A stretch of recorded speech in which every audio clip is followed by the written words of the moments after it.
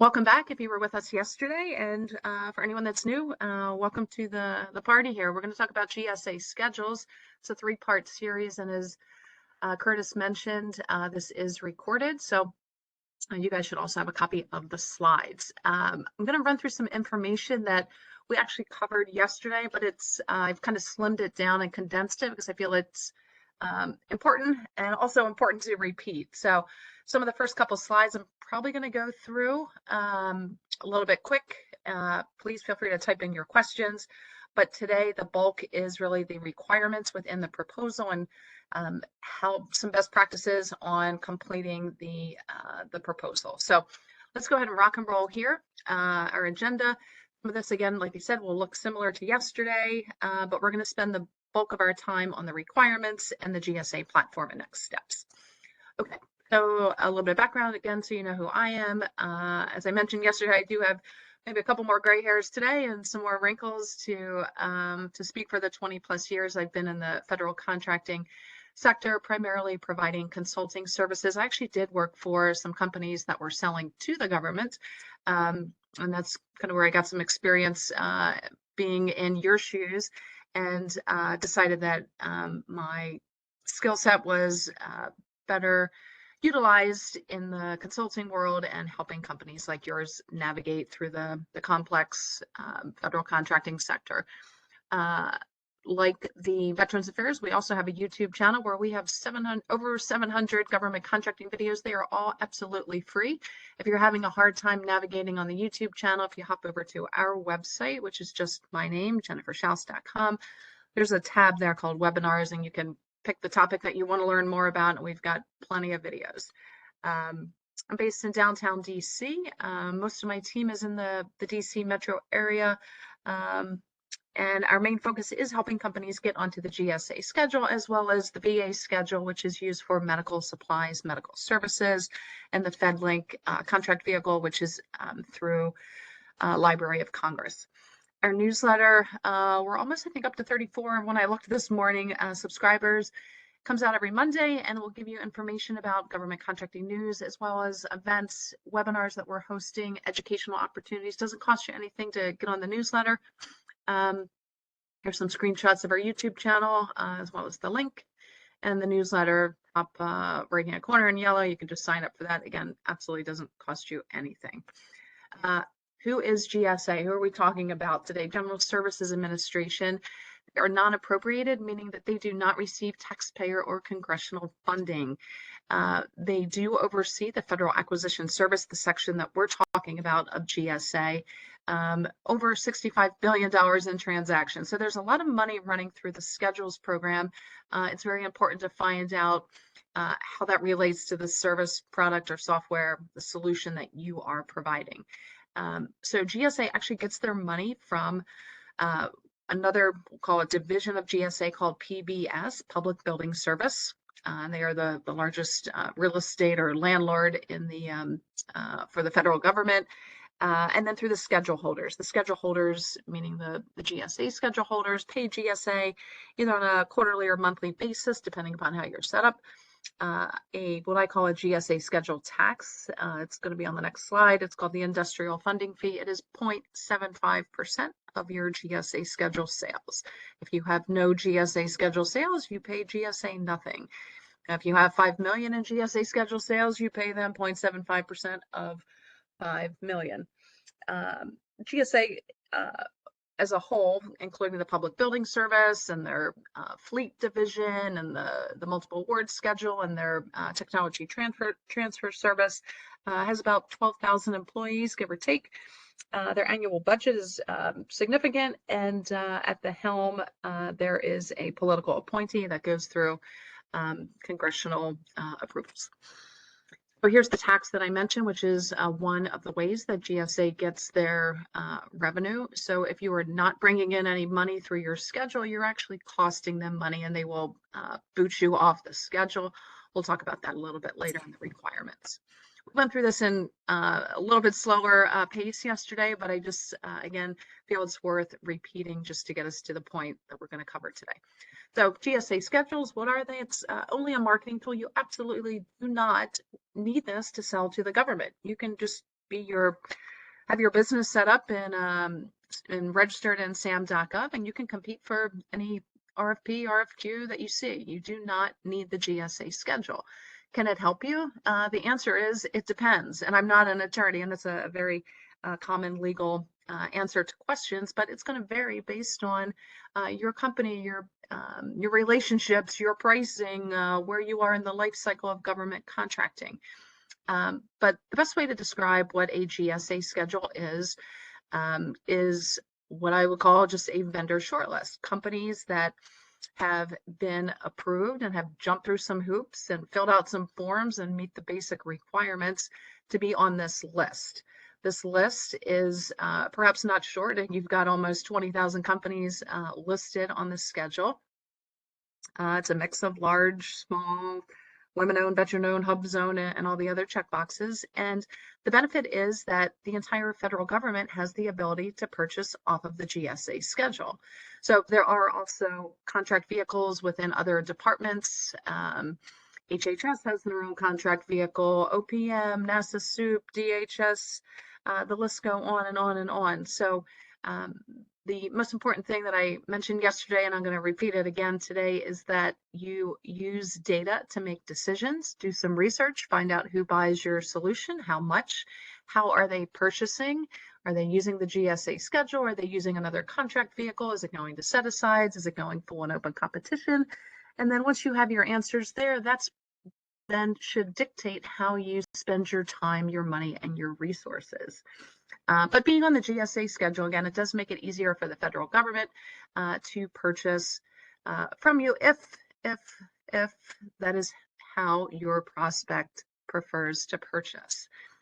It can also be used by quasi-government entities, the Red Cross, the World Bank, IMF, IFC, IADB, some state and local, some counties, universities, but that's a different webinar. The main focus of the schedule is for GSA to secure your absolute lowest price. And they will do their best to negotiate you down to that. And we're going to talk about that today. We are together until 3:30, and I'm happy to stay on the line a little bit later if we have questions, and maybe we finish early. Let's keep moving here, and we'll see how we end up. So the schedule actually is a contract with terms and conditions. So you need to abide by the terms and conditions, and if you don't, then that will give GSA a reason to, as I mentioned, boot you off, because A, you'll be costing them money because you're not generating any revenue if you're not bringing in the required sales figures that they're looking for.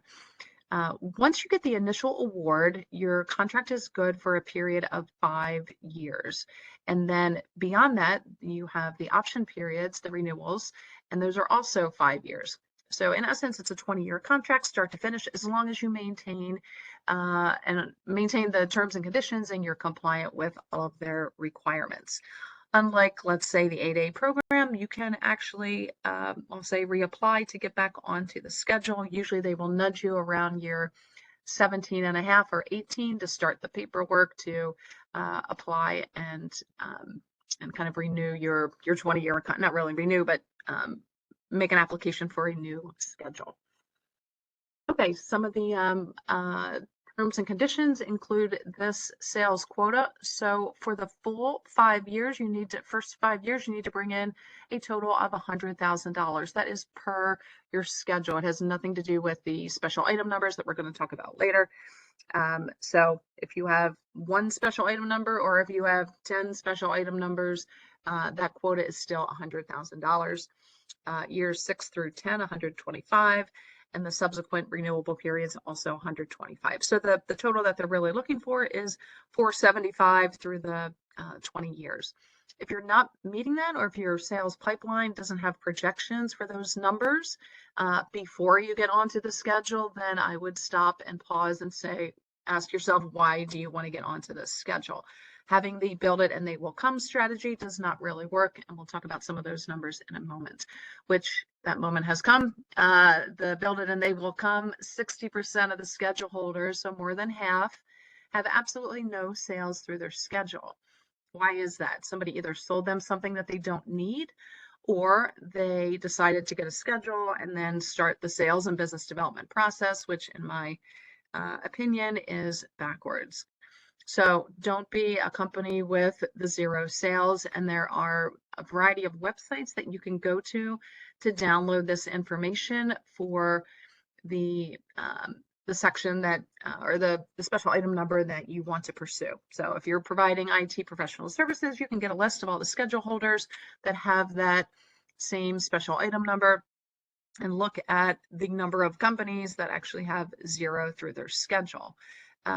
Now, they may have millions of dollars with federal government, and outside government contracts through full and open competition or other contract vehicles or set-asides or OTAs or whatever it is. But through their schedule is all that GSA cares about. So if you're not running any revenue through your schedule, you're going to be in jeopardy of losing the schedule. So don't go down this very narrow path if it is not the right goal for you. So there is just one GSA schedule. The solicitation number is the same for everybody that's going after the schedule. And it is segmented by these 324 special item numbers. And these special item numbers further identify what your product, service, or your software is. They're alphanumeric characters. They're somewhat similar to the North American Industry Classification System, but basically they correspond to them. They're different. It's just GSA's numbering or categorization system. GSA is also one of many, many, many, many procurement options. And it's also one of many contract vehicles. As I mentioned, every department has their own contract vehicle, if not multiple, within some of the agencies. So you want to make sure, again, that you're getting onto the schedule, that you've done the homework, you've got the data to back up the reasons why you're going down the path. Here's just a screenshot of the special item numbers, which are highlighted in the yellow columns. So I'm just going to look at the middle one. 54151S is for IT professional services. It corresponds, it's somewhat similar. It's got one character that's different from the NAICS code, the 541519, which is the green column. So take a look at the 324 options that you have within GSA's special item numbers to determine what SIN or SINs your product, services, or solutions fall. That's your first step in getting on. As I mentioned, it's also one of many procurement options. So there are a variety of ways that the government purchases. As I mentioned, they're listed there on the left-hand side. You should be able to produce this information, not so much percentages, well, you could do percentages, but you really want the dollar amounts as well as the percentages to determine should you even be going after the GSA schedule. So once you've compiled this information by using all the free public websites that are out there, USA Spending, FPVS, the GSA Schedule Sales Query, SAM.gov, you can extract all of this information on your own. You can also use data aggregators. We can also help you with this. It is a service that we provide, but I'd say you probably want to do it yourself because it will probably open up your eyes, and maybe the GSA schedule number comes back at 3%. So if it comes back 3% for GSA and 90% for full and open competition, don't spend your money getting onto the GSA schedule. Spend your money then on a sales, business development person, and a proposal writer. Things are going full and open competition. Okay, so the questions that, again, you want to ask, I went through this yesterday. Who's your customer and how do they purchase? And companies that are on the schedule have come through hoops. They've been vetted on these three things that are listed here, these criteria. Your financial strength is going to be your balance sheet, income statement, as well as your past performance. Have you actually sold these products, services, or software? Are you competent, qualified, capable of providing these services to the government entities when they are purchasing through the schedule? And then last but not least, and most important is GSA. Are you giving GSA your best price possible? And there will be repercussions that even if you're on the schedule and you have zero sales through your schedule, you're not going to be allowed to give anyone outside of your schedule a better price. So if Amazon, Walmart, McDonald's, Coca-Cola, some sort of flagship customer comes to you and wants your services, you're not going to be able to dip below your GSA rates. If so, there's some repercussions there. So there's a lot that goes into this that I think people sometimes don't read the fine print. And then post-award, the benefit is that you'll be competing, you'll have opportunities to compete for various RFPs and RFQs within your SIN. That's great because the only companies that will see those opportunities are going to be the companies within your special item number. However, these companies have all jumped through the same hoops that you did to get onto the schedule. The competition will be more fierce. These companies are all vetted, they've got past performance, and your pricing is all going to be pretty much the same. So the differentiator, the variable there are going to be relationships. And if you don't have relationships before you get onto the schedule, yeah, it can help open some doors, but you probably want to make sure that you have some relationships with prospects before you go down this path. Another myth is that proposals aren't going to be required to be written once you're on the schedule, and that is false. Okay, I'm going to take a sip of water and see if any questions have come in. Those were kind of some repeats from yesterday, but worth mentioning. And Curtis, let me know if I've got anything to answer at this point, please. Absolutely. Question came in and states, can you clarify only being able to give the same GSA rates to others? Does this include other federal agencies? You listed large private companies, so I'm unsure who receives the lower rates. So we'll talk about pricing, and thanks for the question. This is a much easier question to answer in person with a whiteboard or some ability to demonstrate. So within your schedule, you are actually encouraged to give discounts to the GSA schedule buyers. Outside of your schedule, let's say it's, we can even throw in the Air Force, the Department of Ag, Department of Commerce, regardless of who the customer is, could be federal government, it could be state and local, it could be McDonald's, it could be Amazon, as I mentioned. You cannot go below your schedule. You would be violating the price reduction clause. So again, keep these things in mind, because if you're, even with a larger business, there could be, a plethora of sales reps out there that are just kind of, winging it and giving some lower rates to companies that are dipping below your GSA rates, and then you're going to be in violation, and could be troublesome for your company, we'll say. Thank you. Another question came in and said, you mentioned certain agency contracts, NASA SOUP, etc. What about EIS, which is indicated to be a contract under GSA? Are all services available under EIS only purchased via EIS, or can they be purchased via GSA schedule? So GSA EIS is the Enterprise Infrastructure, I think, Solutions. And those are going to be, let me see here. Yeah, it's just another contract vehicle, primarily focused, again, on IT. I don't have exact information on that, but I can get back to you on that. But it's going to be separate from the actual kind of GSA schedule. Thank you, Jennifer. I asked that if you have any questions, please locate the Q&A. You can find the Q&A with the three dots on your phone. Click on, if you're using the phone, click on the three dots. The Q&A should pop up. It's better to where I can track the questions better in the Q&A than I can in the chat, as the chat continuously scroll. And I want to make sure that your questions are being answered if you have any. So please, if you do have a question, I ask that you put them in the Q&A box. Thank you. Great, thank you. And this is this section here, the proposal requirements, is going to be where we spend the bulk of our time. So let's keep moving along. So where are you going to find the requirements? Well, first and foremost, you want to read the solicitation. If you haven't done that, then the schedule, you shouldn't be considering it until you've read kind of the requirements and understand really what you're signing up for. So just like any RFP, which is what the GSA schedule is, you'll find that over at sam.gov. the solicitation number is the same for everyone, regardless of any of the 324 special item numbers that you're pursuing. As it says here, there is absolutely no due date. What happens is, as GSA makes changes to the requirements, as different regulations get passed, whether it has to do with cybersecurity or anything along those lines, then GSA will update the solicitation to the next refresh number. Currently, they are on 23.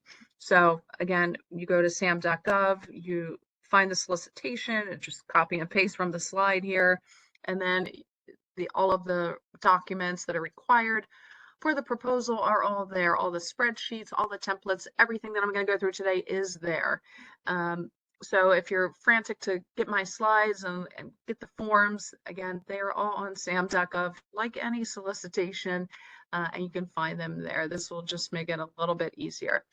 So again, you go to sam.gov, you've got the solicitation number there. You want to make sure that you click on the follow button and that you're tracking it so that when there are updates to the solicitation, that you are being informed about them, and that you know there's maybe a new version of the price proposal template, or they've deleted a special item number and added one for AI or something that, you know, maybe wasn't there last refresh. Or maybe now they're asking for, you know, another type of questionnaire to be filled out or whatever. So you just, again, need to be cognizant of the updates like you are with any solicitation that you're tracking to ensure that you are responding to the current version. Okay, like any proposal, you've got the three main sections: administrative, technical, and pricing, and we'll go through those one by one. So first is the administrative. This will be kind of your easiest piece, or it should be at least. You want your balance sheet and income statement for the last full 2 years, meaning 24 months. So if you run on a January to December fiscal year and you're submitting, let's say, tomorrow, well, what I would do is recommend your balance sheet and income statement for 2023, 2024, and then your year to date for 2025. And you always want to do the year to date because at some point they will probably ask for it. So I would include it. I try to beat them to the to kind of what I know that they're going to ask for. These do not need to be audited. However, if they are, then you know, then great. You know, are you going to get brownie points or bonus points? Not necessarily, but it just puts you in a better light. But again, not required. You can print out from your QuickBooks, FreshBooks, whatever kind of service you're using. The readiness assessment and the pathway to success are both found on the Vendor Support Center, which is VSC, vendorsupportcenter.gsa.gov. This website is great for pretty much anything, any questions that you have about GSA. So the readiness assessment will take you about an hour and a half because it does require some research. They're going to ask you how many vendors are on the special item number that you're pursuing, how many have 0 sales, is the revenue trending? Is it growing or shrinking for the special item numbers? And quite frankly, you should really have these answers in advance of deciding to get onto the schedule. So you could even use these as a resource for that exact purpose. Same thing with the pathway to success. That'll take about 30 minutes of your time, also found again on the Vendor Support Center. And this will ask you various questions about GSA and the nuances of GSA schedules. Again, highly recommend taking both of these as you're deciding to get onto the schedule, because it will make you do that homework and it will probably open up your eyes about the reality of GSA schedules. The agent authorization letter. This would be if you are using a consulting firm like us to help you get onto the schedule. It goes on your company letterhead and includes information about who is submitting the proposal on your behalf.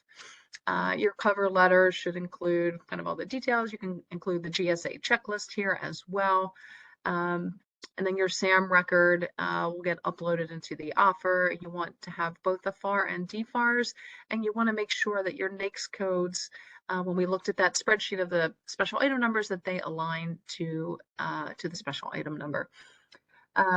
For large businesses, and this isn't really administrative, but any businesses that are considered large by SBA standards will need to include their subcontracting plan. And you can also, any business of any size, at some point they usually ask for this as the tax ID. I didn't put it on the slides, but you may want to make a note on that too. Okay, so let me just pause there. If you're one of these companies that's kind of doing it yourself, I'd say about a week for the first, especially if you're running your business in the day and you're going to networking events and maybe you've got a family and running around for, various personal and professional responsibilities throughout the week, and you're just kind of doing this in the evenings and on the weekends, then yeah, give yourself about a week for that administrative section. And let me pause before we move on to the technical to see if anything came in as far as questions on that, Curtis. It's a few. Hold on 1 second. Question. It was on pricing. I only subcontracted primes right now, but these rates I bid to my primes on 10. Them contracts are not the rates I bid to my prime the rate. Is the rate I bid to my prime the rate that I should bid to GSA? Sorry. I'm going to save that when we get to the pricing section. Okay. Does the GSA MAS require its awardees to adhere to minimum cybersecurity standards as a requirement for contract award? So there is a Section 508 compliance, which is more of a website when it comes to cybersecurity. Those are going to be for any contracts with Department of Defense. So the CMMC requirements will be what you need to comply with for DoD contracts, separate from GSA. Thank you. And this question came in earlier. I think they just put it back in the Q&A. It says, regarding the GSA MAS proposal, I need to submit for an award. I'm used to RFPs asking for a solution. The MAS doesn't do that. Do I just include in my proposal the depth and breadth of my company's capabilities? How deep do I need to go with my technical write-ups? Sure. Basically, if I'm understanding the question correctly, the individual asked, it sounds like they're pursuing getting onto the schedule. It's not they're on the schedule and then going after an RFP. So that's how I'm going to answer this. If I'm mistaken, please let me know. Thank you. You just Go want to ahead, answer. Jennifer. Oh, go ahead. No, I'm sorry. Go ahead. I'm sorry. Okay. So yeah, just answer the questions in the technical section, which we're going to talk about in a moment. When it was more of an upload, it was a 4-page minimum write-up, but now there's a character limit within the eOffer platform. So just make sure that it's your time to shine and show GSA that, hey, you do have the past performance. And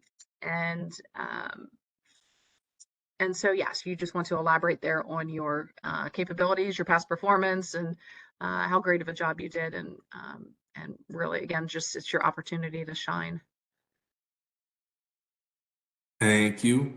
I just wanted to say I'm receiving a lot of questions about obtaining yesterday's presentation. If you were unable to obtain yesterday's presentation, please just send me an email and I will send it to you if you would like a copy.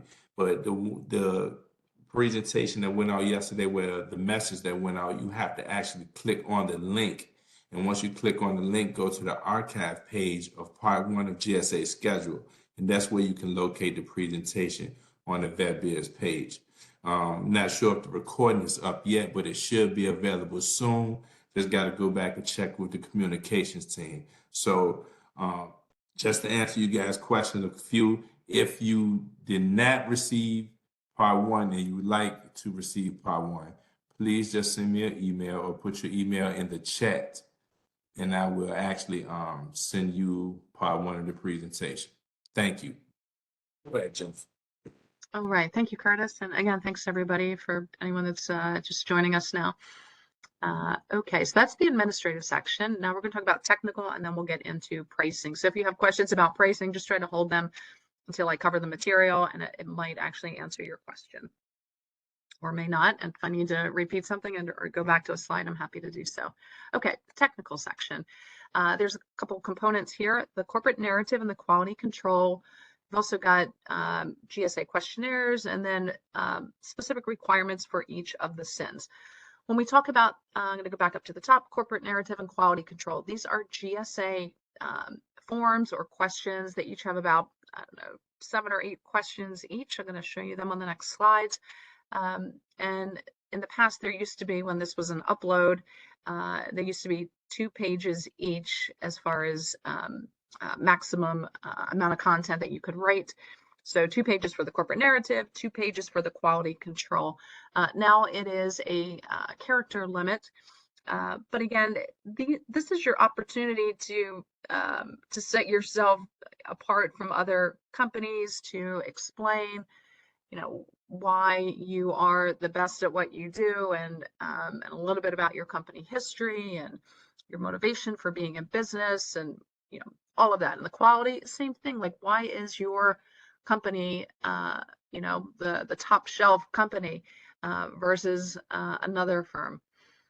The GSA questionnaires, those go to, you send them to your customers send them back to you. You then compile them and upload them into the offer. And I've got screenshots, so I'm going to go through each of these. So let's go ahead and we'll just look at the corporate narrative. These are just, again, you can, don't be so I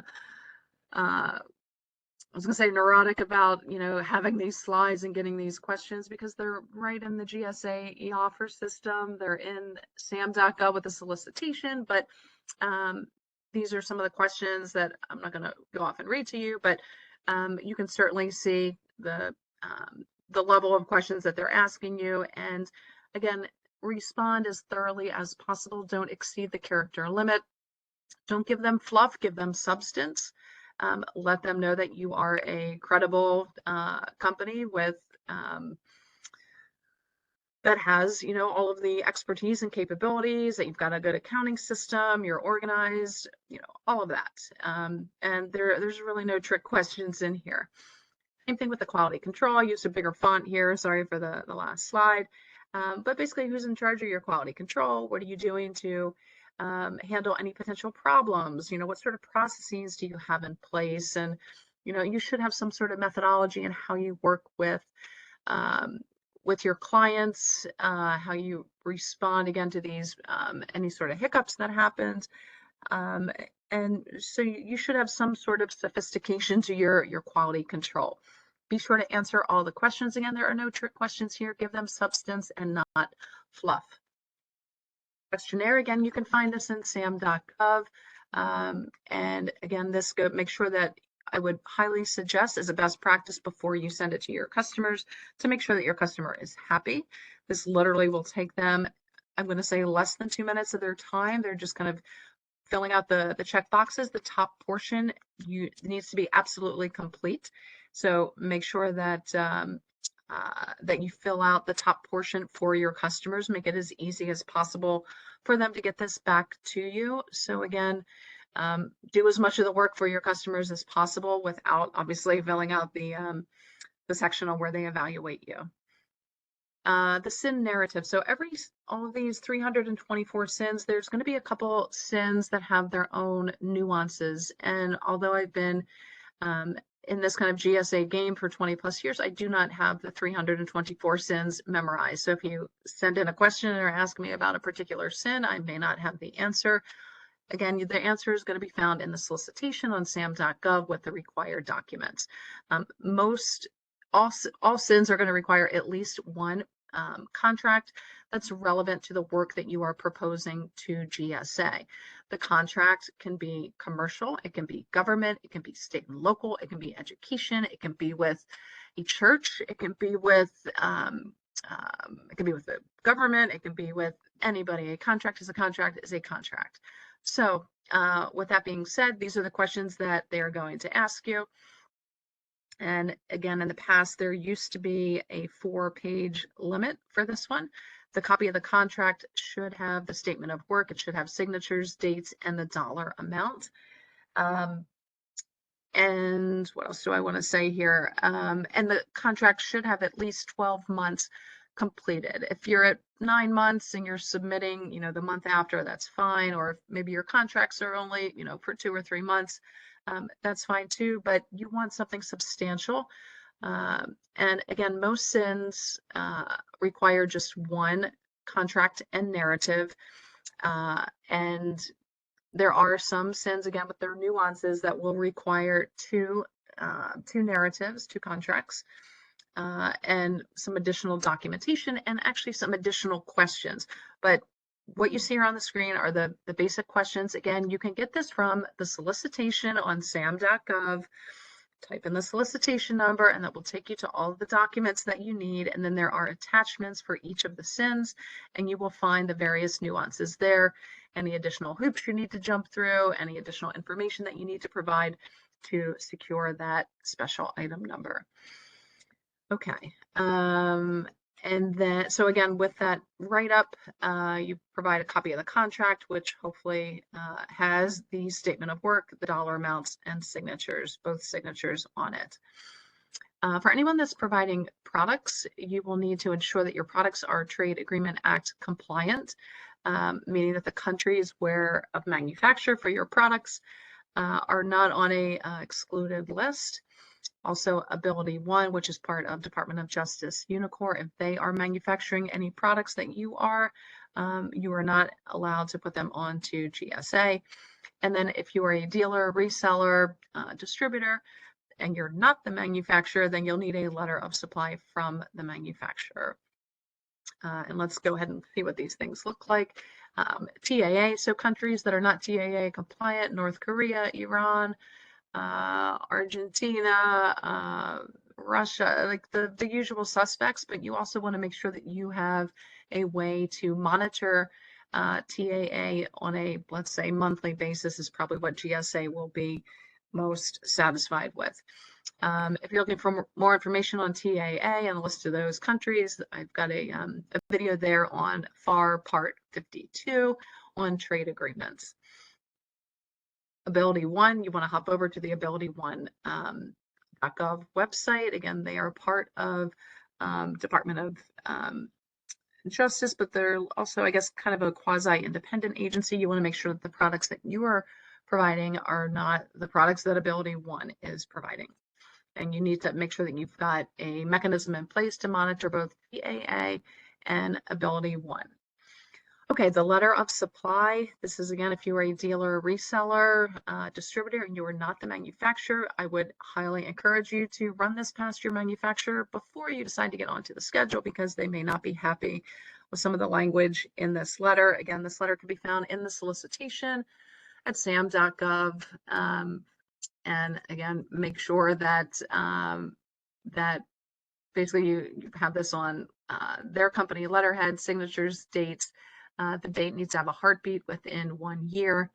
And then you've got the correct information. They make it easy here for you. They couldn't have made it any easier, where you put the supplier as well as the vendor name. Vendor would be you, supplier is the manufacturer. And here's just some of the information. I'm not going to read it to you, because I'm sure there are a mix of professional services, software, and product companies. So, but you guys can find the letter and read it. Also, you want to include your human resources plan. What GSA is looking for here are two things. First is how overtime is paid. It should be time and a half. And then how and when you compensate your employees. If you have, those two sections extracted, plop them onto a PDF, you can upload that. You can also upload your entire HR plan and just maybe add a cover page that says overtime is on page 3 and compensation is on page 6, or highlight it or something. Again, make it easy for GSA to review your proposal. The easier you make it for them, the easier the process will be in your communications with them and your everything with them. So the more organized that you are in the submission process, the smoother everything will go for you. If you're selling software, you're going to have to include your end user license agreement. And that's just your internal EULA. So you'll need to provide that. So let me pause here before we get into the hairy part of pricing.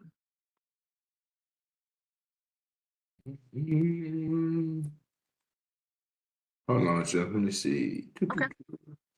Regarding the customer questionnaire, what if all my work is through subcontracting? Is my customer considered to be my prime contractor, or is my customer the ultimate government client?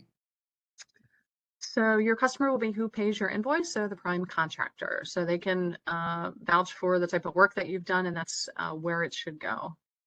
That's who it should go to. Please explain the GSA mass proposal submission portal. We're not there yet, but hold tight. Thank you. Okay, okay.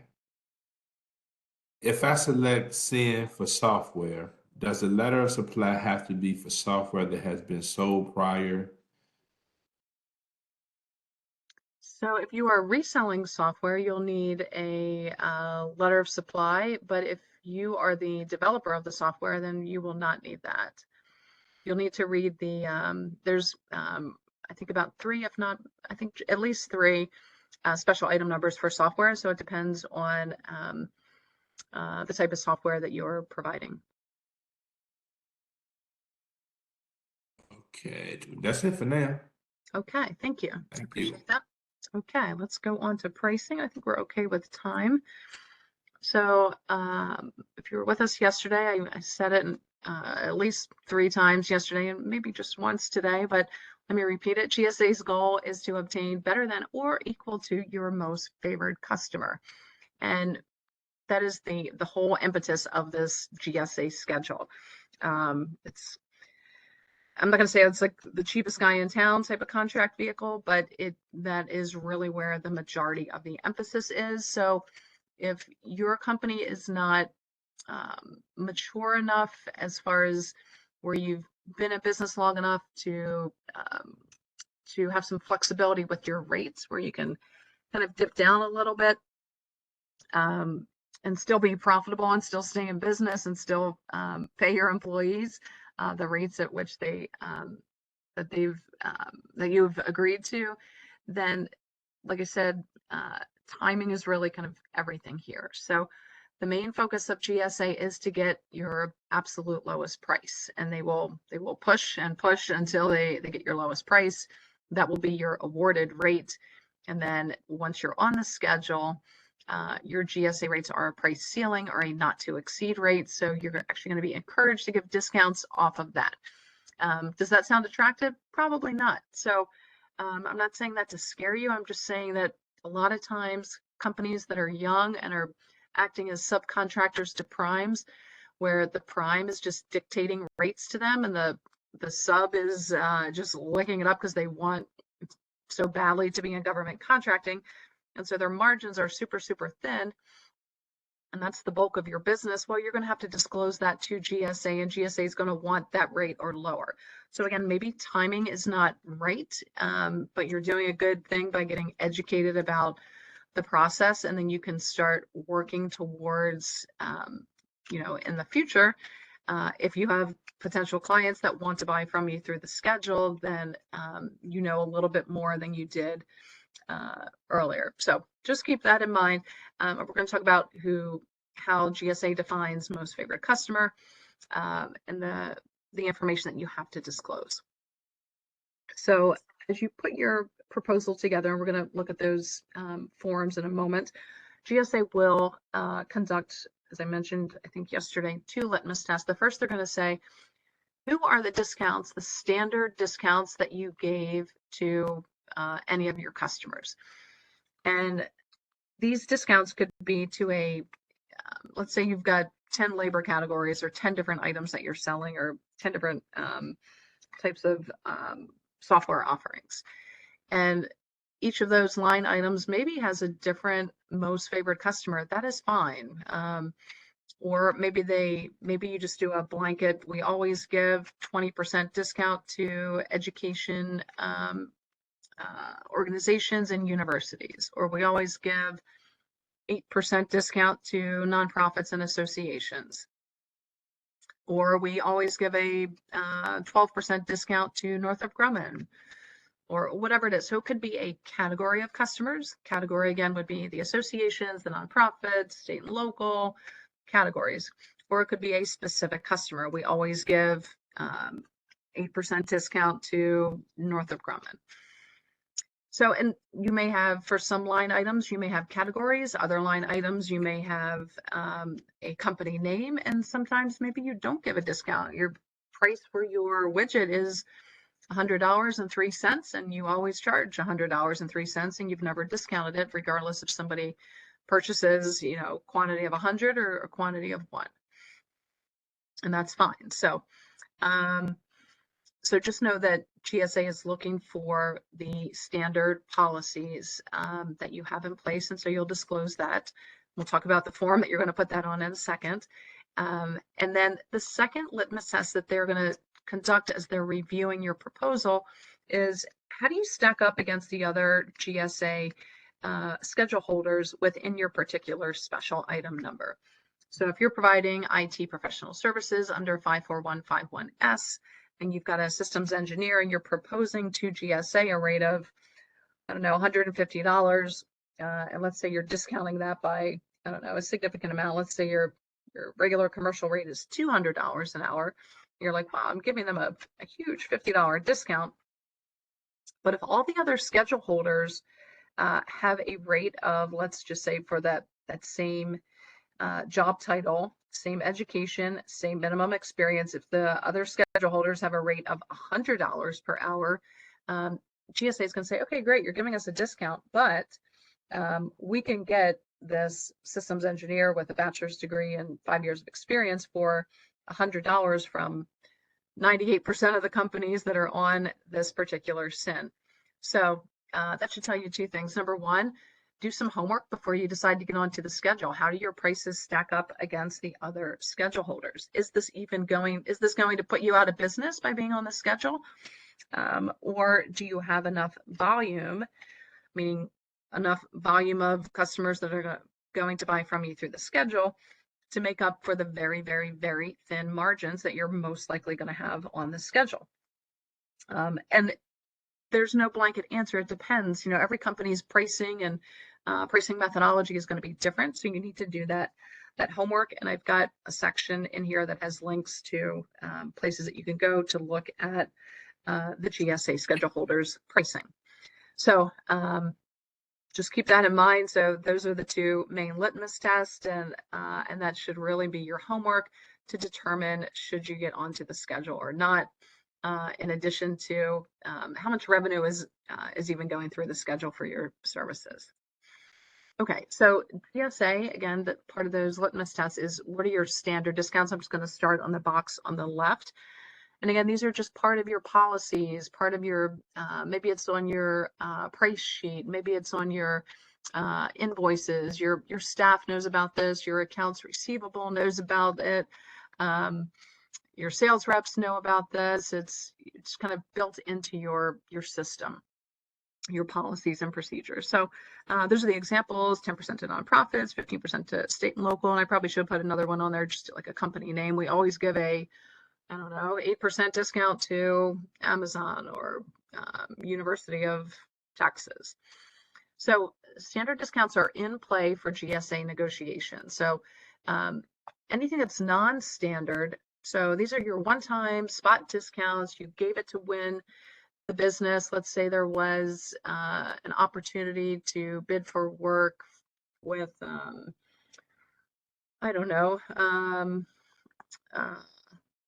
the VA or whoever. It could be government, it could be commercial.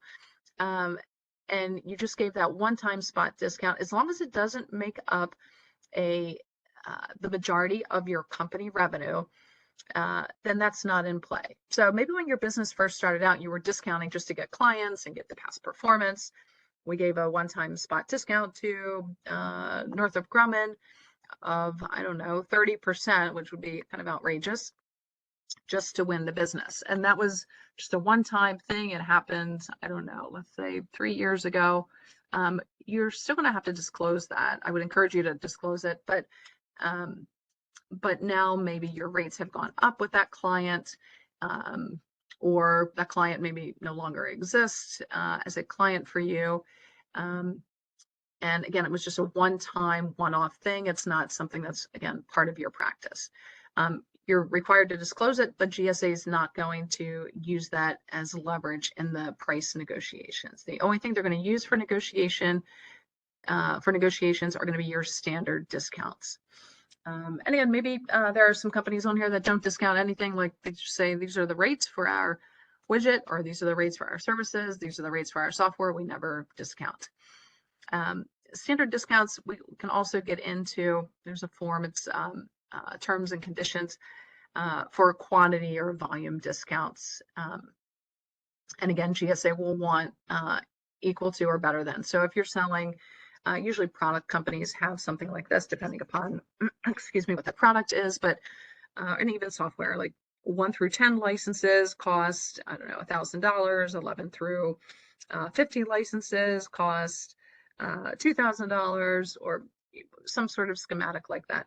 Same thing with products. Maybe you have volume discounts, quantity discounts. You know, if you spend $1 million with us, we give you a 1% discount. Or if you buy over 100 pallets of our whatever it is you're selling, then you get a 10% discount. So keep that in mind. And again, you're going to have to provide that information to GSA and offer them something better. Okay, when we talk about pricing, we're still in the pricing section here. You're going to have to provide an invoice for each and every line item that you are proposing to GSA. So if you've got 10 items, this does not necessarily mean that you need 10 invoices. You can have one invoice that has all 10 of your widgets on it, or all 10 of your labor categories, or whatever it is you're selling. And if you don't have invoices, then it's fine. I always kind of hesitate, but you can use proposals or quote sheets. However, I would say if you've got 10 items and all 10 don't have an invoice, you probably don't need this GSA schedule. You're probably a little green and a little naive on government contracting. You want to make sure until you do have invoices to show that you just don't want GSA to have give them any pause or any hesitation as they review your proposal. So if you've got 10 items and 9 of them have an invoice, and you've got something that's related to AI or something that's innovative, and so all you have for that one is a quote sheet, then that's fine. But I would, as a best practice, I'd encourage companies not to use quote sheets or proposals as their justification. Again, on the justification, you want to make sure that your uploaded PDF makes it easy for GSA to map the item or the service that you are selling with the rate that matches the price list and everything else. All of the documentation should be consistent throughout. And I think that's where a lot of companies get held up. So we get this question a lot from service companies, so I decided to make a slide to make it a little bit easier. So our invoice just has a lump sum on it. So we start at the box on the left. The lump sum just shows we invoice ABC company $404,000, and we just invoice them that every month. It's a 1-year contract. So they're like, how do we show our labor categories? So in your backup documentation, you would list the labor categories times the labor category, the associated hourly rate, times the number of hours that they worked to come up with the totals to show that's how you got the $404,000. The other option is sometimes companies have an invoice where they actually have people's names written out. Karen Smith, Tom Jones, Mike Brown, etc. So your backup documentation would show Karen Smith is the systems engineer at the 525 times I just use the same numbers from the other, as you can see. So you would just do a map from the name to the job title to the hourly rate to the total. Let me pause there and take a sip of water because I'm sure, or maybe not. We'll see if there's any questions. We got a few.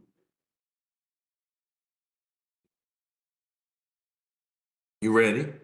I'm ready.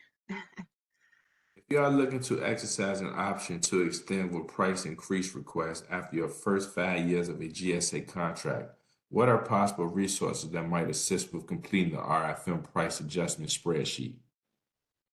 Sure. So it depends on how the company was initially awarded contracts. So where the company's rates were based on commercial price list, then you would follow that guidance. And then if your rates were based on market rates, you would follow the guidance for that. And there's usually if you are of the latter, then there's probably, well, there is always going to be um, a economic indicator that you're using for the out years. So if you use, let's say, the Department of Labor, Bureau of Labor Statistics, Table 5, and pricing can be its own webinar for an hour and a half, but we've got some of those on our website. So you would have an economic indicator from your first 5 years, and if you think that, and I would go back and look at whatever that number was that you used that was negotiated with GSA, and if it was in fact Department of Labor's Table 5, Bureau of Labor Statistics, and maybe do a look at the average for the last 3 periods, and see if the average comes up higher than what it was for the first 5 years, then I would negotiate based on that. But those are kind of your 2 options, and it depends on how your pricing was structured initially. So that would be my answer. Happy for the next question if there is more. Thank you. Yes, one that came up. I don't know if I missed this in the chat, but it came up and said, as a new service disabled veteran owned small business, can I represent my 20 plus years of experience as the companies for the purposes of qualifying for a GSA contract? I'm not sure I'm understanding. I'm assuming I'm just going to guess here that they're talking about maybe being a dealer or reseller for products, or if they're talking about services. You would need to have 2 full years of balance sheet and income statement as a legitimate profitable business, revenue generating. On top of that, you'll need to have some sort of skill set, and there are ways, there are some options aside from just going the traditional route for getting onto the schedule. There's the springboard, but I really don't want to go down that path today. We're just kind of talking about the basics of pricing for companies that qualify, that are legitimately have done their homework, that know that there's X amount of dollars for their service going through GSA versus open market versus others, and they've got a pipeline of opportunities that they'll be able to pursue once they're on the schedule. So as far as using executive past performance, yes, you can do that through the Springboard program. Somebody just asked, what is Springboard?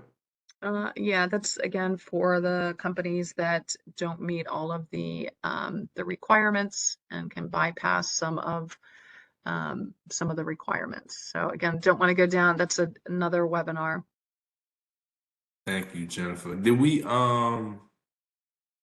answer this question earlier? I can't remember when we asked about explaining the GSA mass proposal submission portal. I thought I asked that earlier. Yeah, we're going to get to kind of what happens after all the documents are put together. Got you. Thank you. Yep. Okay. So here's what service companies will use for their price proposal template. There are some worksheets at the bottom, but these are kind of the columns that you'll need to fill out for each and every line item. If you have, for example, a program manager level 1, program manager level 2, and a program manager level 3, those will be on 3 separate line items. They will hopefully have different education and minimum years of experience requirement, different descriptions, and different prices. Again, each of those will need an invoice justification. Again, can be the same invoice, can be 3 different, it can be 2, it can be whatever. So just note that. You'll note here for each and every line item who your most favored customer is, and then the discounts that you are giving to GSA. In the last columns there, what gets built in is that industrial funding fee. That's that GSA Schedule tax that we talked about earlier, which is the 0.75%. It gets built into your price. You extract it, the customer pays it, you extract it after you make a sale, you pay it back to GSA. So it's kind of a wash. Okay, and let me move on for products. Similar, and then there's going to be different worksheets at the bottom based on the pricing route that you go. Same thing for the services company. And so here there's just a little bit, some of the information is similar, some of it's different. Obviously, they're going to be asking for country of origin and SKU numbers versus job titles. Same overall goal. You're also going to have to include your price list. You want to make sure you have an effective date on that. So when do those rates go into effect? You either are using a commercial price list, CPL, commercial price list, or market rates. And that's kind of going back to that question about for the option period, changing your pricing. These are your internal and sometimes outward facing, depending upon your actual business and your company. Some companies put their pricing on their website, others do not. So, but this is your internal document. EPA is the economic price adjustment, and this is how you are increasing your prices with GSA. And so you'll select the route that you're going to go there. And again, it's more or less going to be dictated by your commercial price list, or if you're using market rates and what the economic indicator is that you want to propose to GSA. That's kind of talking about that Department of Labor, Table 5, Bureau of Labor Statistics. Your pricing terms, that's a GSA template. Again, that's found in the solicitation on sam.gov. And then the CSP, the Commercial Sales Practice, also a GSA template found on sam.gov. That's probably the most important document. So the pricing terms, this is where you've got quantity discounts, volume discounts. If you're selling products, you know, how many days after they receive the order are you shipping? What are your terms? Are they net 30? Do you ship to Alaska, Hawaii, Oconus, CONUS, et cetera, et cetera. And then if you have multiple SINs that you're pursuing, you're going to need to break down the actual revenue. So it's the second big box from the bottom below, like that blue shaded one where there's a bulk of the font is dark. So you'll list the categories of customers that you sell to. If you're a sub to Northrop Grumman, that is a business to business transaction. And it doesn't matter if the work is at Department of Defense or USAID. That is you're getting paid from Northrop Grumman, a commercial company. That is a B2B transaction. So make sure that you categorize those things appropriately. And if you have multiple SINs, you'll need to break out the category of customers for each of the SINs. So just build out the spreadsheet kind of off to the right there for your pricing terms.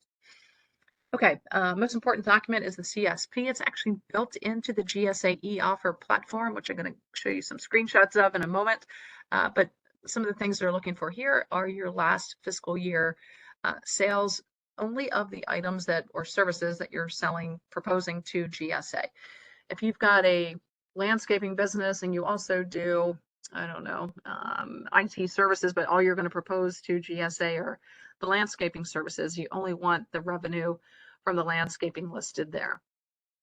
And then you'll make your projections. How much are you going to sell through the schedule per each of the SINs that you're pursuing? And they're not going to hold your feet to the fire. The only thing they're going to hold your feet to the fire for will be the $100,000 for the first 5 years.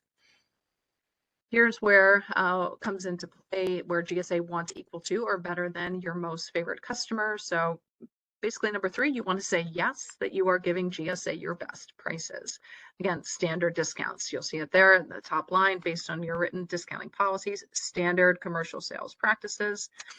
Are the discounts that you give GSA better than the ones that you give any customers? Okay, now if you have any non-standard discounts, these are your one-off discounts, those will go in section 4B. So do you ever deviate from those? Don't worry, I'm going to go up to 4A in a moment, but the deviations, your non-standard discounts are written there in 4B. in 4A, you were listing here what you are proposing to GSA, the type of discounts. I'm sorry, you're disclosing who your most favored customer is. So it's somewhat repetitive from the price proposal template. And this form is actually built into the GSA platform. And there's the last question, number 5, which is going to apply to product companies. So you'll have to extract some financial information from the manufacturer. Okay, so just as a little spoiler alert, once you were on the schedule, so post award, your awarded price is a not to exceed rate. So again, you're encouraged to give discounts through your schedule. If a government customer comes to you and they are not buying through your schedule, it doesn't matter if it's a government customer, it doesn't matter if it's Little Sisters of the Poor or ABC company. If you give a discount that's lower than your GSA rate, you're going to be in trouble. Let me pause here and then we'll look at the platform, and then I think we're okay with time. I'm just trying to make sure I get through everything. Yeah, we good to go. At least we can knock out some of these. If we provide services that sometimes require materials, we pay for the materials and include them in our service price for cost purposes. Will we need the letter of supply for those materials, or is it just for items we are directly selling to the customer in our GSA schedule? Yeah, just the only items that you will need the backup documentation for is whatever you are proposing to GSA. So a lot of times companies that are on the schedule, maybe they deal with a government customer that's buying through the schedule, and the invoice may have, I don't know, 10 line items. 8 of those line items are on the schedule, and let's say 2 are not. So, and that's fine. You just need a way in your accounting system to be able to differentiate from your GSA versus your non-GSA, because when they come out for the audit, they want to be able to, they want to make sure that you're able to extract and that you are paying the industrial funding fee only on the GSA eligible items. If you overpay on the items that aren't on the schedule, you're actually, even though you're giving them extra money, it still counts against you. So I probably went a little bit far in answering that question, but the short answer is that you only need to provide the documentation for the items that you're proposing to be on your schedule. Thank you. Pricing. I only sell contracted plans right now. The rates I bid to my plans on T&M contracts are not the rates my plan charges the government. If the rate I bid to my plan, the rate that I should bid to GSA.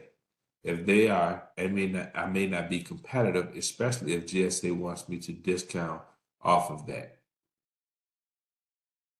Correct. I don't know that there was a question there, but it depends on, you know, does this company, does this individual also have, you know, is the work as a sub 10% of your overall business? Is it 100% of your overall business? You know, do you have other clients that you're charging higher rates to?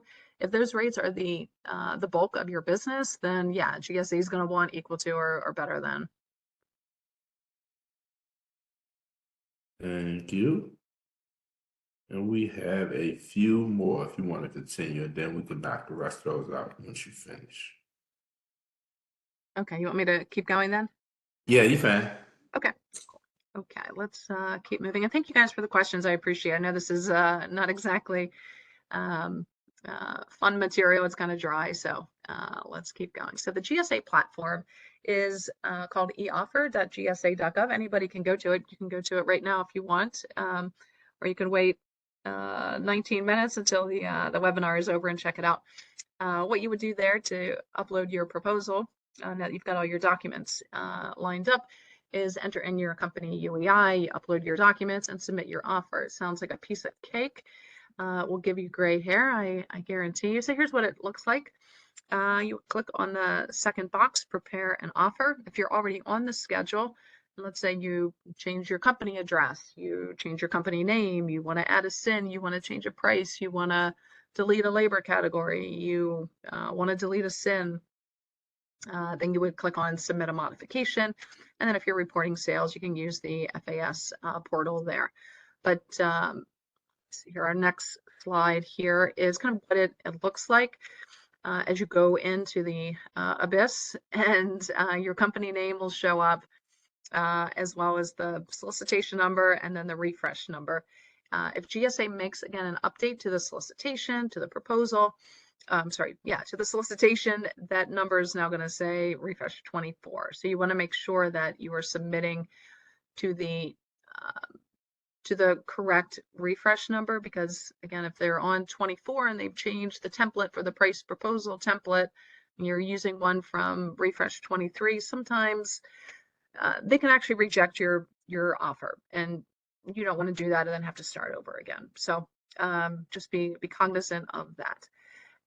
What I do want to point out is the box on the left-hand side that says Pathway to Success, which is kind of what you see here.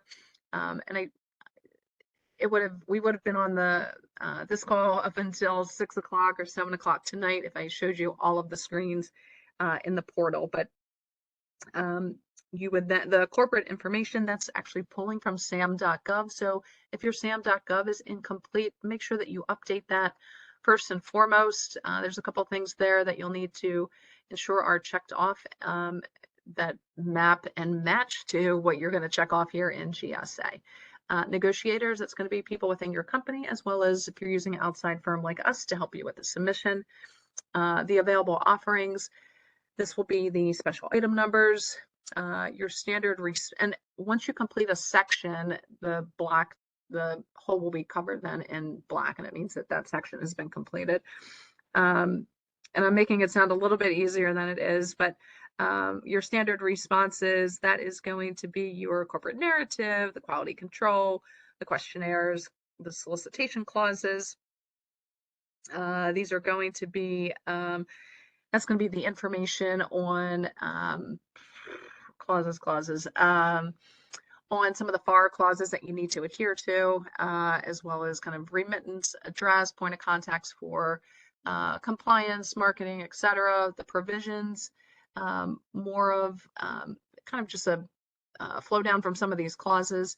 And then when we get to upload documents, complete all the sections, your black dot appears.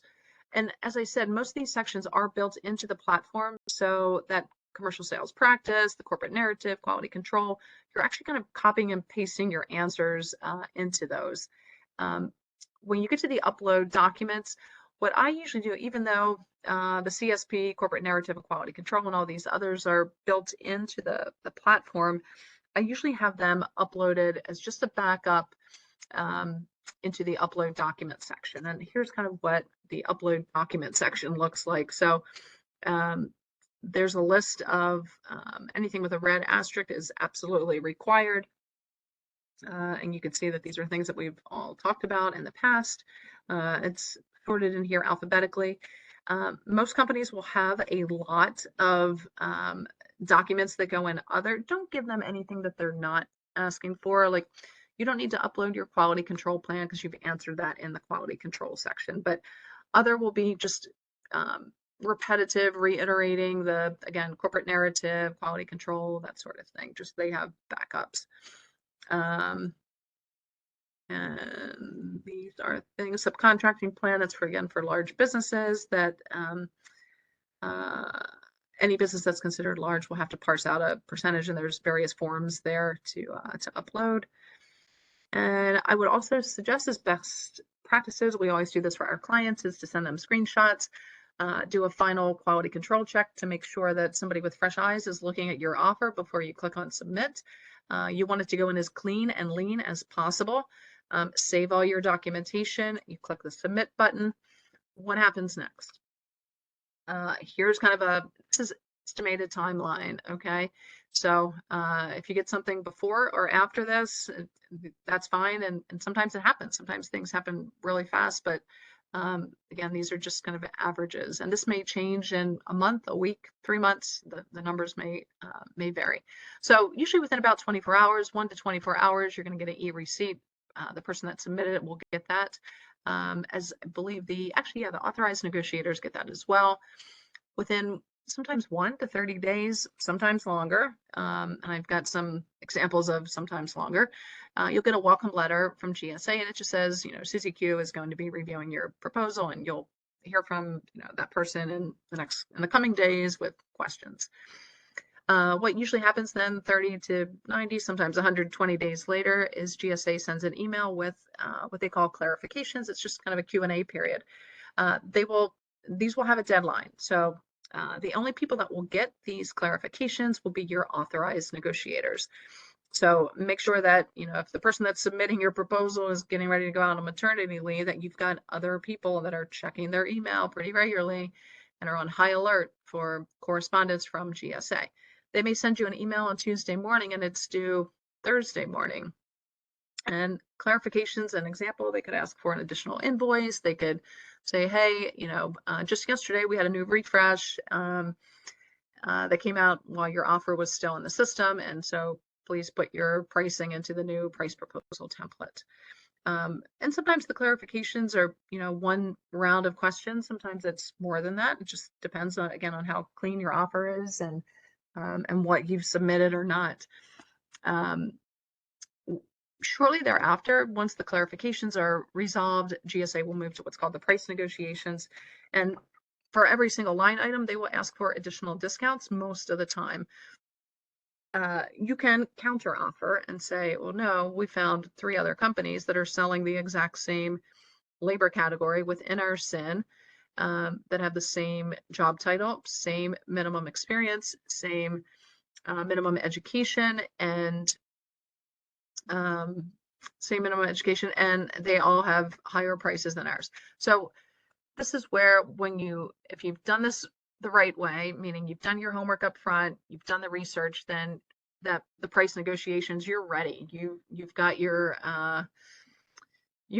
card deck in hand, and you can come back with the samples of the other companies again within your SIN, comparing apples to apples, where you then might come out with a better price. After you guys have kind of agreed on the price negotiations, and this is all 99% of the time, all of these things are happening over email. Occasionally you get somebody that wants to do price negotiations on the phone, and that's fine, but most of the time it is over email, and there will be due dates. So again, make sure that all hands are on deck for looking at these emails that'll be coming in. Sometimes the day after price negotiations, you'll get the FPR, the final proposal revision. This is a letter. Sometimes it might take them a day or two. Occasionally we've had it stretched. Somebody was, going out of town, I believe, and we just kind of got lost in their system, and it was a little bit longer, but it's usually pretty immediate. And that letter kind of recaps the terms, conditions, everything you've agreed to on the negotiations. Also within the negotiations, they will ask for prompt payment discounts as well as volume or quantity discounts, even if you're not selling products which are typically going to fall under those type of categories. The other thing I want to mention is after that welcome letter, if your financials are not strong, you may get a financial request. It's the SF 527, standard form 527. Again, SF 527. It will be from GSA's financial team, asking for a bank reference and some additional financial forms to be completed. This can either go one way or the other for you, depending upon your financial strength. So if your company does not have strong financials, another reason to put the GSA schedule on pause, on hold until you are ready. After that FPR, usually within a day, if not 2 or 3, you've got your award. It's again also going to be an email. You go back into the e-offer system, you sign off on it. It's through DocuSign, and then you've got your award. What will happen after that is you'll get some emails from GSA about things that have to happen post-award, which is what we're going to cover tomorrow. But basically, the clock is ticking. The sales and marketing needs to happen before you get onto the schedule, the research on the pricing, the research on how much revenue is running through GSA for your particular services should also happen before, so that you're not going to climb Mount Everest without knowing what tools do you need, and are you in the right shape, are you healthy enough, do you have the right heartbeat, the right all of those things. So treat this like that, and also treat it as a marriage, or that's kind of the best analogy I can think of, because GSA is asking a lot of details about your company, your financials, your corporate history, your quality control, your accounting system, how you handle problems, And so also investigate them as much as you can by looking at who are the vendors on the schedule, what are the prices that they provide, how much revenue is going through your particular SIN or SINs. So post-award, again, you do have some requirements. You've got terms and conditions to meet. We've talked about the sales quota. You've also got to report sales and pay that industrial funding fee. There's some best practices you can do on the marketing end. It's another webinar. You can actually find that on our website. And then the back office compliance, that's tomorrow's webinar. Let me just buzz through this real quick. It's a little bit repetitive from yesterday, but I think it's worth repeating. So use the data to make decisions. That's kind of deciding to pursue GSA or not. You should be able to quickly answer these questions. Again, I've said them enough, so I'm not going to repeat it. You guys can read those slides. And then where to go to do your pricing research. For anybody that was on the call yesterday, you probably saw these slides, but again, worth repeating. If you're selling services, go to the buy.gsa.gov. And then further research, and this was where you'll have to actually go as you do the readiness assessment and the pathway to success. This is where you can pull up the SIN revenue figures. My conclusions, again, why you wouldn't get on the schedule, low margins, your prices are going to be your absolute lowest. Then you're going to be encouraged to give discounts. You should have compelling reasons. You should have a pipeline of opportunities. You can use it to kind of, limit your competition. But again, the competition within the schedule is going to be fierce. This is not for everybody. This is definitely not little league. This is big league. If you're not sure how to navigate through SAM, or if you've never written a proposal to the government, this is not the place to start. So just some best practices on your proposal. If you are going to go down this very narrow path, make sure that your documentation is compliant. Quality control, can't say that enough. You want to make sure that your offer meets, exceeds all their expectation, is easy to read and easy to map all the numbers to each other. Absolutely be on the lookout for GSA emails. And then just be ready to roll upon award. When you get the award, it's not when you call us or somebody and say, can you help us with marketing and business development? That should have been done well in advance. That should have been what led you to get onto the schedule. And look, I've got about 6 minutes, but I'm happy to stay on and answer questions should anybody have any. So thanks for the opportunity to present. Thanks to the VA. Thanks for everybody who's still with us.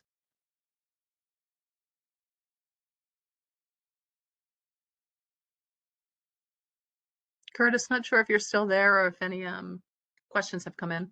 I'm here. I'm sorry. Oh, okay. I do have some questions. Few up. I may have missed this, so I apologize, but I would like to know if you offer a service to do the homework or research to determine if the schedule is beneficial for our CNs. Yes, that is something we can do. A lot of like my preference is that companies figure it out and use and get comfortable navigating the various websites that are out there. But yes, we are absolutely happy to help you with that. So contact information is there on the screen in front of you. If anyone's just doing audio, it's hello@jenniferschaus.com. Thank you. We generally price our services quite high in the commercial space. Would those same invoices work if the price we're putting in our schedule is lower? Yeah, your invoices, actually, you want them to be as high as possible. But with that being said, again, do your homework to find out, does your job description entail something that's going to give you a higher rate? Is your program manager for $500 an hour, requires an Ivy League education or requires some sort of certification or some sort of special skill set that will warrant a little bit higher of a price? Thank you. The column most favorite customer MFC is followed by discount offer to commercial MFC. Does this mean that the MFC are only commercial customers? They should be not necessarily commercial, could be nonprofit, it could be any sort of category of customer.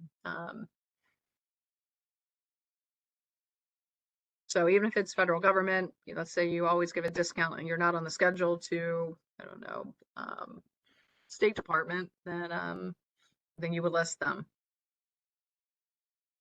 Got it. What should be used for estimating future year prices and or escalation? Again, Department of Labor, Table 5, Bureau of Labor Statistics. You can take the last 3 period average is kind of what is generally accepted, not written rule anywhere, but generally accepted by GSA. Thank you. Does the GSA price proposal require that I disclose my labor rate buildup? Example, my G&A friends No, overhead. nope, nope. Thank you. All right, I didn't mean to cut you off. No, you fine, you fine. That was cool, that was fine. If you are selling products, how do you update your inventory to show if something is out of stock or in a sale on a daily basis? Does GSA just assume our products are always available? Is it labor intensive for vendors that offer products to get sales requests from the GSA system and then manually process them in vendor systems? Or do vendor systems interface with GSA systems? Are vendors penalized when items are out of stock and their order is canceled? That's a good question. Yeah, so on the product side, you want to make sure that you read that letter of supply, because there is language in there that says the manufacturer provides a continuous supply of the product. So I would be very cautious if there is a product that maybe you're pitching I don't know, 100 products to GSA, and there's that typically maybe they're out of stock, or maybe they're seasonal. There is what happens post-award, which will be covered tomorrow. There's a program called SIP, Schedule Input Program. It's a software program, GSA software program, and that is where you can edit your product listing if you're running any specials or discounts for just a kind of a short-term period. But you're not going to, if you need to delete a product that's already on the schedule, that would be a contract modification.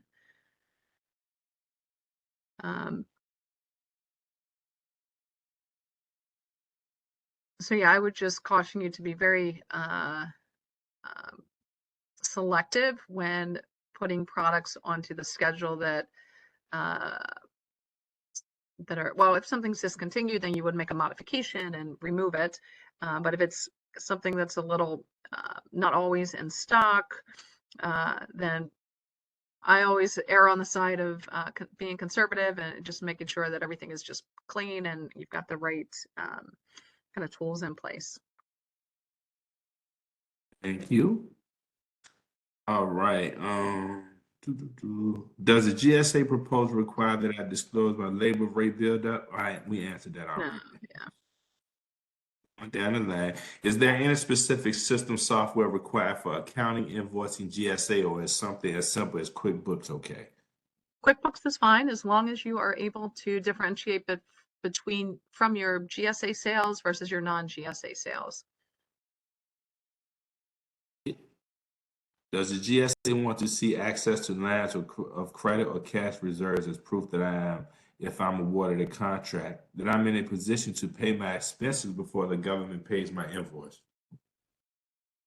Well, you want to be a profitable company to alleviate getting that standard form 527, which is the additional financial scrutiny that will come if your financials are not strong.